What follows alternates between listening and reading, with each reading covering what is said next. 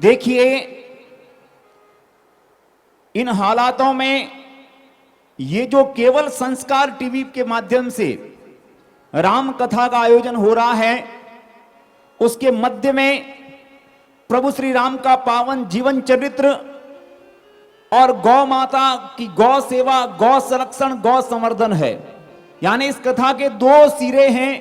एक में भगवान श्री राम का पावन चरित्र और हेतु बना है केशवप्रिया गौशाला में गौ सेवा का भाव।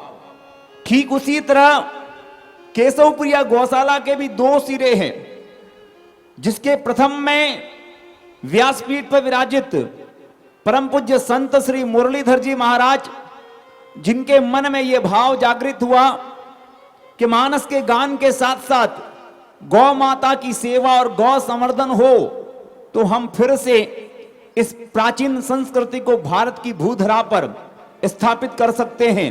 और आपने अपने मन के भावों को मानस की कथाओं के माध्यम से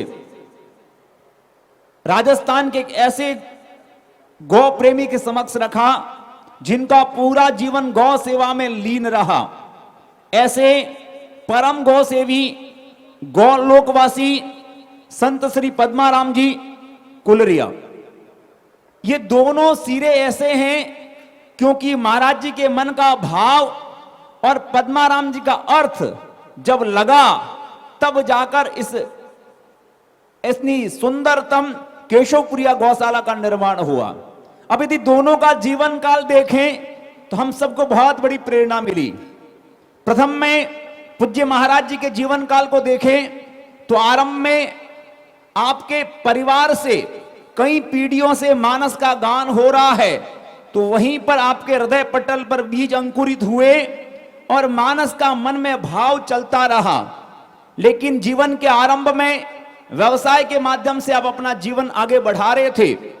सदगुरु भगवान की कृपा हुई और हनुमान जी महाराज का विशेष आदेश हुआ कि आपका जन्म इस जीवन में केवल और केवल रामचरित मानस गाने के लिए हुआ है। और वहीं से हृदय के भाव खुले और पूज्य महाराज जी ने व्यवसाय को छोड़कर रामचरित मानस के निरंतर गान का भाव समर्पित किया। जब आरंभ में आप कथा गाते थे तो हमारे मारवाड़ के एक दिव्य संत परम श्रद्धेय स्वामी रामसुखदास जी महाराज का भी पूरा प्रभाव महाराज जी के ऊपर था। और आरंभ में महाराज जी का भी यही ध्येय था कि केवल और केवल मानस जी का गान करेंगे, इसके अलावा जीवन में कुछ नहीं करेंगे।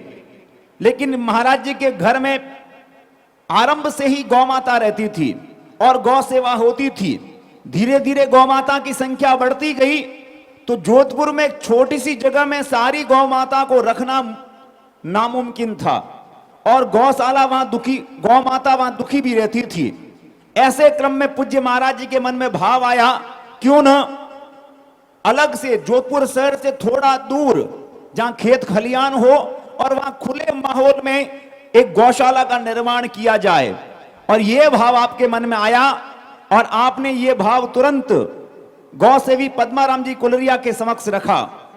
पद्माराम जी ने पूरे जीवन काल में राजस्थान की लगभग सभी गौशालाओं को गौ अनुदान दिया, लेकिन जहां तक मेरा ज्ञान है, ये प्रथम गौशाला है जिसका निर्माण गौ सेवी पद्माराम जी कुलरिया ने स्वयं करवाया है महाराज जी के सानिध्य में। इस तरह गौशाला का निर्माण आरंभ हुआ, लेकिन धीरे धीरे महाराज जी के पास भक्तों के आने का सिलसिला बढ़ा, तो उनके रहने के लिए उनकी समुचित व्यवस्था हो, इसके लिए आश्रम की आवश्यकता महसूस हुई। इसलिए मन में न चाहते हुए भी पूज्य महाराज जी ने रघुवंशपुरम आश्रम का निर्माण कराया। सारी आधुनिक भौतिक सुख सुविधाओं से युक्त यह आश्रम, लेकिन परंपराओं से जुड़ा हुआ, हमारी अध्यात्म, हमारी संस्कृति और हमारे पर्यावरण से जुड़ा हुआ यह आश्रम है।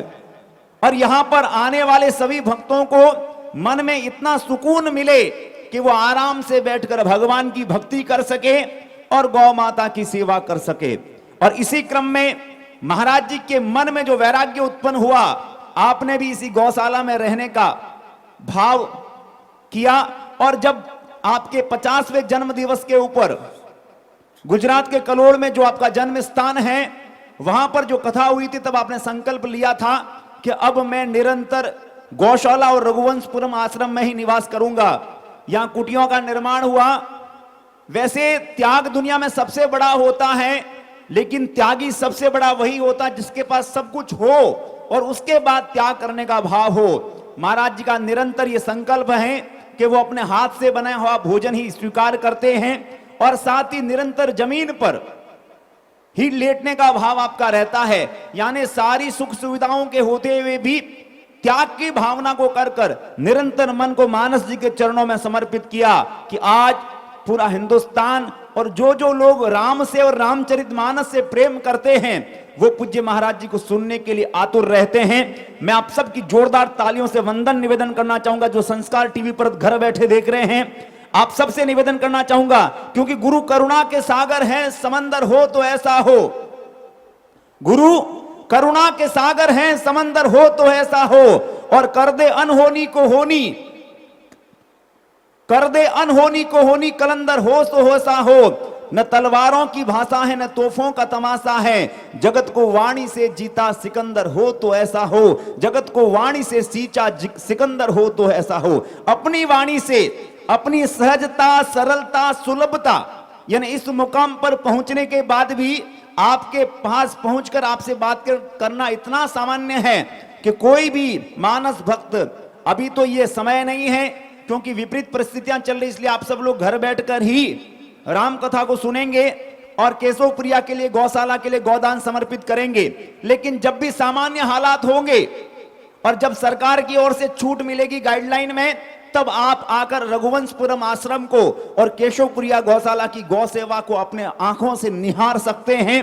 तब आपको इस बात का एहसास होगा कि वास्तव में इस कलिकाल में सेवा गौ माता की कहीं होती है तो वो केशवप्रिया गौशाला में होती है। पहलू मैं आप सबके बीच में रखना चाहूंगा, वो है परम गौ सेवी, गौ भक्त और इस मारवाड़ के बहुत बड़े भामा साहब, गौलोकवासी संत श्री पद्माराम जी कुलरिया। मारवाड़ की प्रत्येक गौशाला, प्रत्येक गौ भक्त और गांव ढाणी में जहां भी लोग पद्माराम जी से एक बार भी मिले हैं, वो उनके जीवन काल को, उनकी मेहमान नवाजी को, उनके समर्पण को और उनके देने के भाव को भली भांति जानते हैं। समस्त गौशालाओं में, अनेक आश्रमों में और अनेक समाज भवनों में और अनेक बार दीन दुखी दुर्लभों और बेटियों की सेवाओं में पद्माराम जी ने बड़े उदार मन से भामाशाह के रूप में अपनी सेवाएं दी है।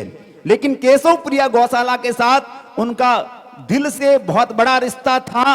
पूरा निर्माण महाराज जी के सानिध्य में उन्होंने करवाया और अपने तीनों सुपुत्रों को यही आदेश देकर गए कि मेरे जीवन काल में मैंने केशवप्रिया गौशाला का निर्माण किया है, तो इसको संपूर्ण चलाने की जिम्मेदारी मानस परिवार के साथ साथ, पूज्य महाराज जी के साथ साथ कुलरिया परिवार की बनती है। और अपने पिताजी के आदेश की अनुपालना करते हुए उनके तीनों सुपुत्र श्री कानाराम जी, श्री शंकर जी और श्री धर्म जी, उन्होंने पिताजी की आदेश की अनुपालना करते हुए जितनी सेवाएं मानस परिवार से गौ माता की बन पाती है उतनी तो मानस परिवार के माध्यम से हो जाती है, लेकिन जो सेवाएं शेष रहती हैं, पूज्य महाराज जी जो आदेश करते हैं, कुलरिया परिवार गौ माता के लिए सदैव तैयार रहता है। मैं चाहूंगा ऐसे गौलोकवासी संत श्री पद्माराम जी कुलरिया के श्री चरणों में एक बार आप सभी लोग अपनी ओर से श्रद्धांजलि देंगे। और इस 31 जनवरी को जब वो गौलोक को गए, उनके बाद में भी अनेक गौशालाओं को अनुदान दिया गया और तब से लेकर आज तक निरंतर वो कार्य जारी हैं। मैं चाहूंगा ऐसे दिव्य संतों के श्री चरणों में भी आप सबका जोरदार तालियों से वंदन चाहिए, क्योंकि पद्माराम जी के सत्कर्म का गुणगान चारों ओर है। पद्माराम जी के सत्कर्मों का गुणगान चारों ओर है और इसी कारण कुलरिया परिवार का सम्मान चारों ओर है। और मैं प्रणाम करता हूं पद्माराम जी की गौ सेवा को, मैं वंदन करता हूं पद्माराम जी की गौ सेवा को, क्योंकि ऐसे महापुरुषों से मारवाड़ का सम्मान चारों ओर है। ऐसे महापुरुषों से मारवाड़ का सम्मान चारों ओर है। उन्होंने मारवाड़ की मरुभूमि की महिमा को गौरवान्वित किया है पूरे हिंदुस्तान में। एक बार आप सब लोग भाव समर्पित कीजिए। और जिस गौशाला को पद्माराम जी ने महाराज जी के सानिध्य में समर्पित किया, उस गौशाला को चलाने की जिम्मेदारी हमारी तो है ही है।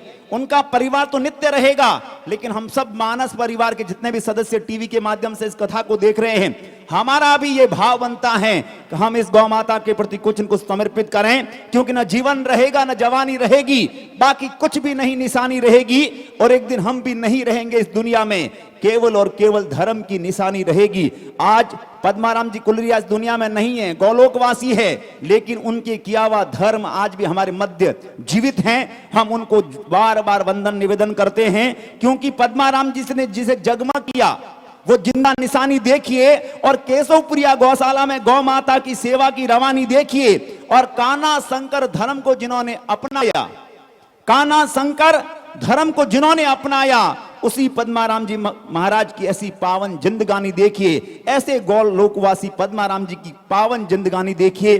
तो हम लोग पूज्य महाराज जी से प्रेरणा लेंगे और पद्माराम जी से प्रेरणा लेंगे, और निरंतर हम गौ सेवा करते हुए अपने जीवन को आगे बढ़ाएंगे। यही भाव कहने के लिए मैं आप सबके बीच में उपस्थित हुआ हूं।